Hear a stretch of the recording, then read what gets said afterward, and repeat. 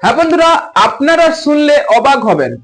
KKR যে 2026 সালে pace অ্যাটাককে শক্তিশালী করছে এবং সেই প্লেয়ারকে যদি আনতে পারে তাহলে প্রতিপক্ষ ব্যাটারদের ভয় ধরাবে এবার কেকেআর।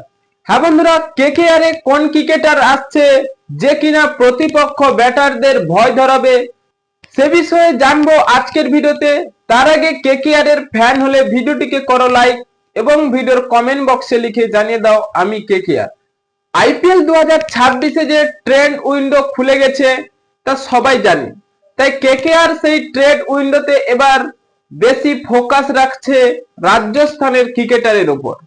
তাই রাজস্থানের সেই পেস অ্যাটাক জোফরা আর্চারকে এবার নিতে চাইছে কেকেআর ম্যানেজমেন্ট, কারণ তাদের যে পেস অ্যাটাক রয়েছে সেটাকে শক্তিশালী করতে এবং তাদের সেই উমরান মালিকের মতো 150 গতিতে বল করা সেই জোফরা আর্চারকে নিতে চাইছি।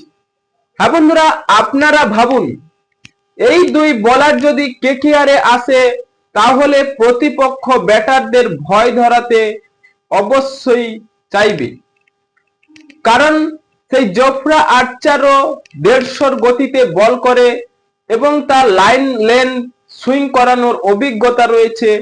তিনি ইংল্যান্ডের মাটিতে বা ইংল্যান্ডের জার্সিতে তিনি একাই 100। তাই কেকেআর এর যে উমরান মালিক রয়েছে তিনিও ফিট হয়ে 2026 সালে আইপিএল এর জন্য প্রস্তুতি নিচ্ছে।